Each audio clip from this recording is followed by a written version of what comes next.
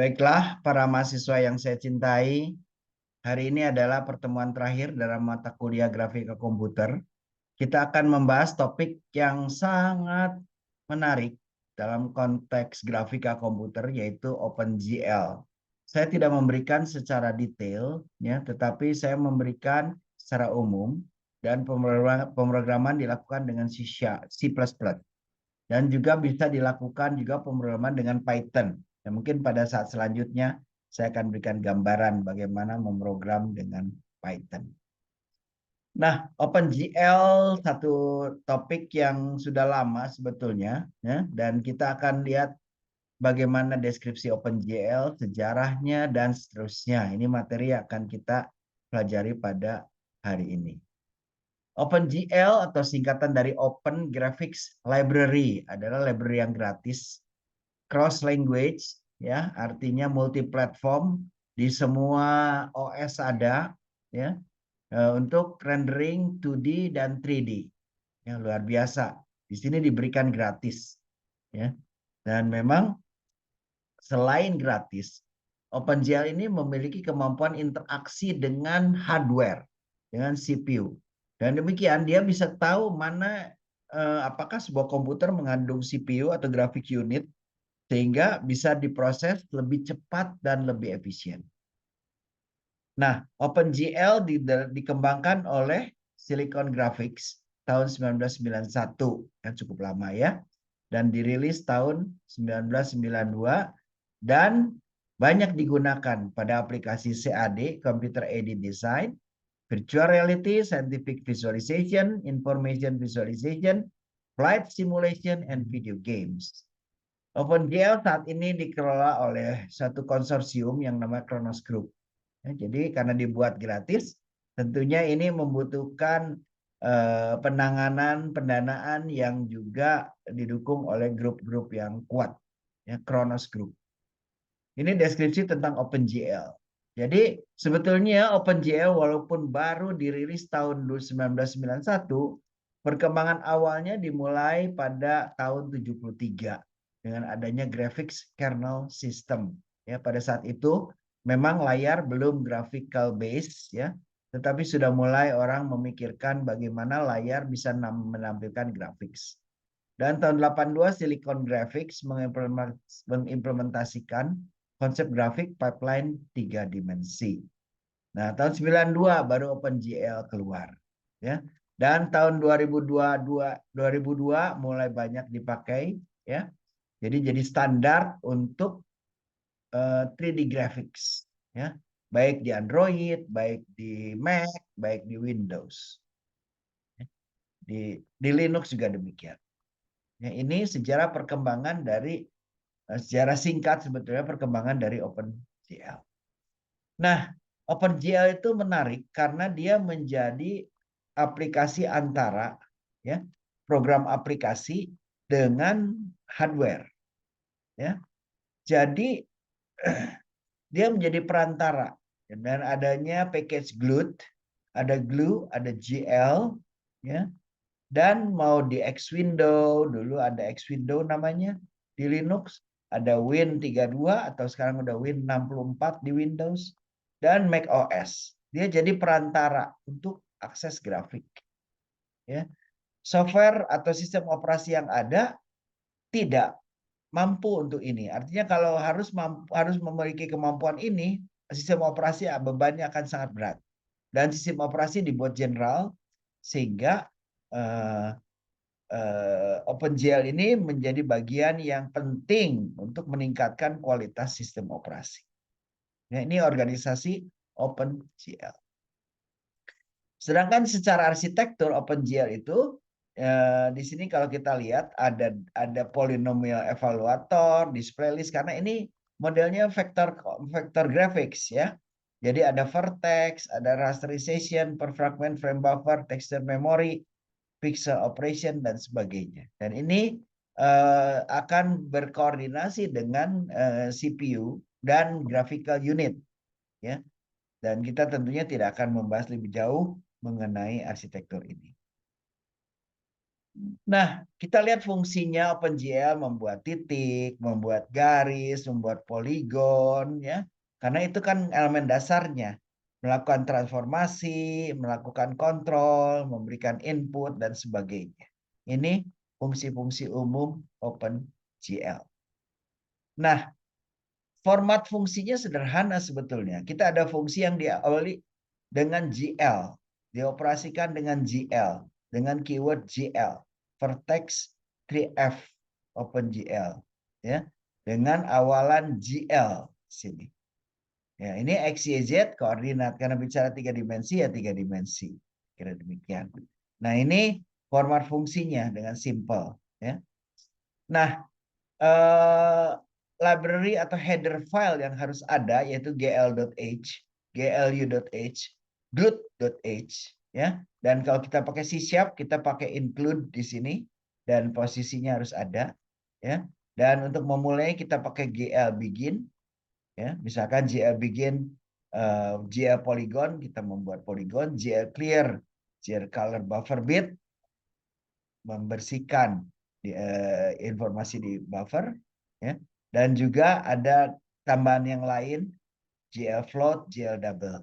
Nah, tentu ini proprietary dari OpenGL. Kalau dipakai akan sangat efisien, tapi kalau tidak, dia bisa menggunakan bentuk float double yang standar.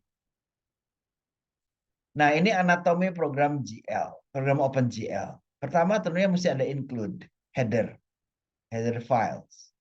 Lalu kalau dalam C++ kita buat Windows, ya, glut init Windows 500 define window properties, posisinya di mana, nama windownya apa, ya, lalu display functionnya apa, ya, my display, ya, lalu kita kasih inisialisasi dan glut main loop sama seperti waktu kita belajar Python, ya. Nah, ini anatomi dari program OpenGL. Nah, fungsi glut ini macam-macam, sangat bervariasi. Ada glut init, ya, glut init display mode, RGB, single buffering, dan sebagainya. Lalu ada glut window size, glut window position, from top left corner display. Lalu glut create window, meng-create window dengan title simple. Glut display function, meng-call fungsi display. Main loop untuk bisa looping, supaya tampilan di layar tetap muncul. Nah, ini contoh init, ya.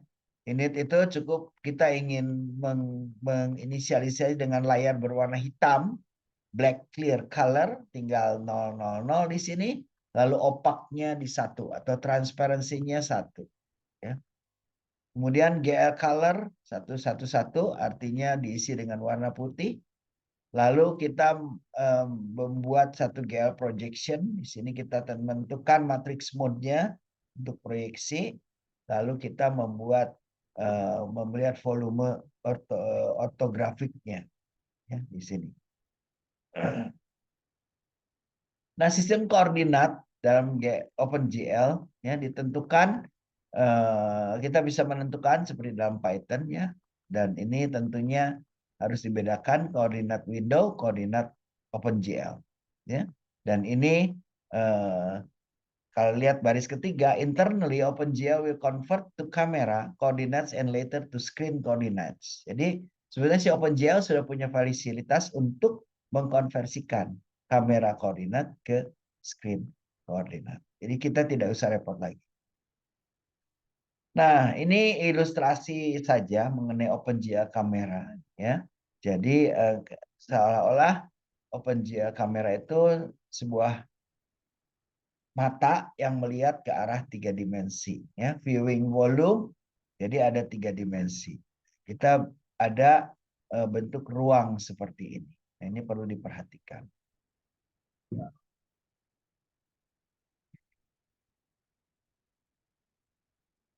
Nah, kemudian OpenGL juga memiliki orthographic viewing, ya. Orthographic viewing, dan orthographic viewing ini sama seperti kita belajar orthographic projection, ya. Dia bisa melakukan orthographic viewing.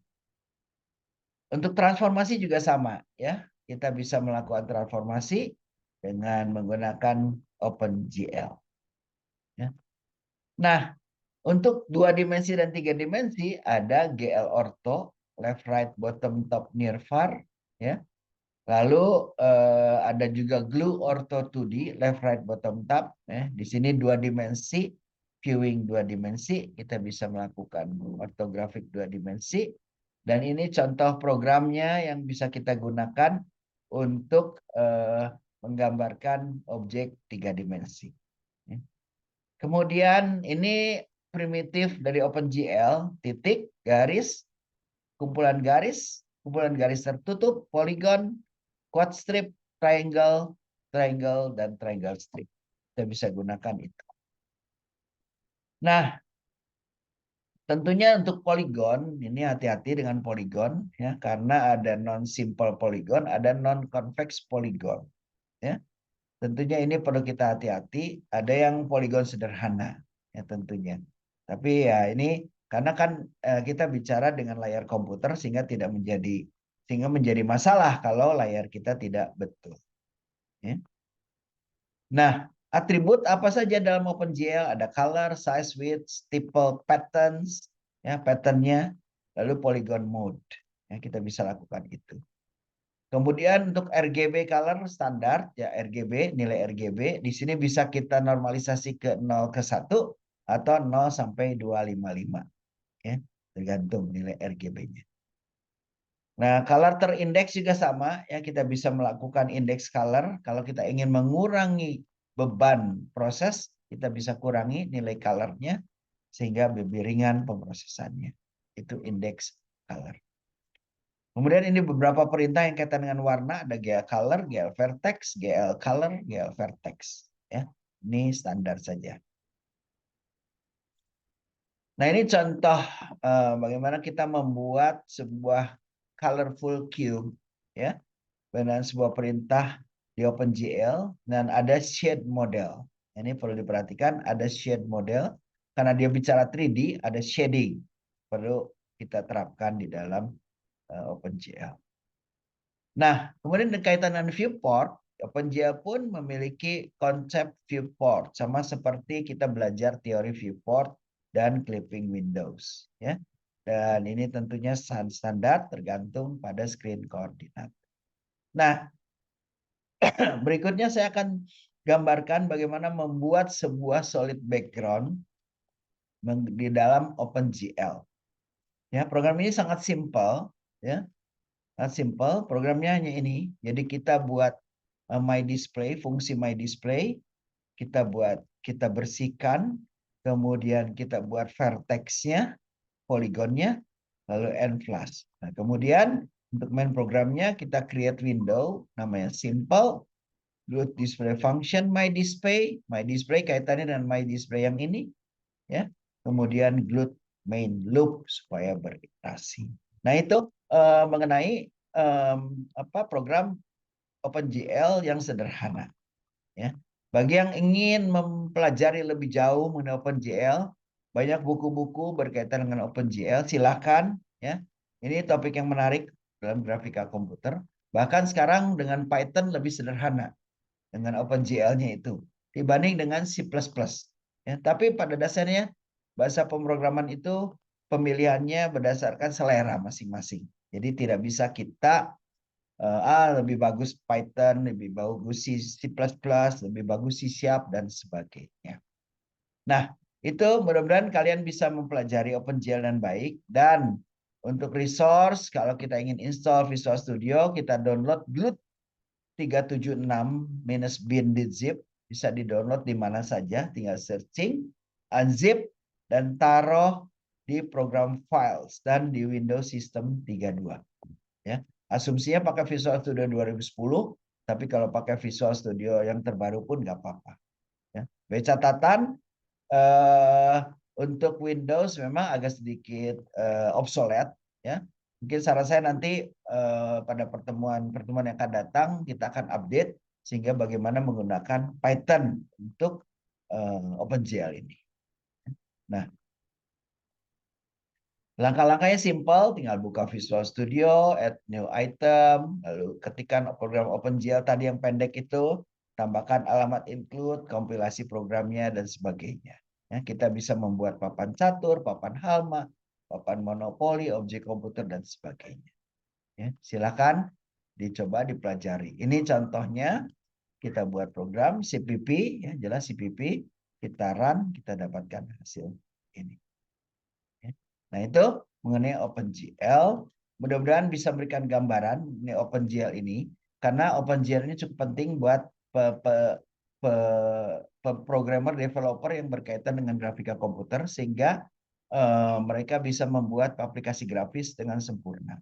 Ya, saya kira ini pertemuan kita sampai di sini, kita akan akhiri. Sampai bertemu lagi pada mata kuliah yang lain. Ya, ini bagian terakhir dari perkuliahan grafika komputer. Terima kasih atas perhatian semuanya. Semoga materi ini bermanfaat. Terima kasih. Selamat siang.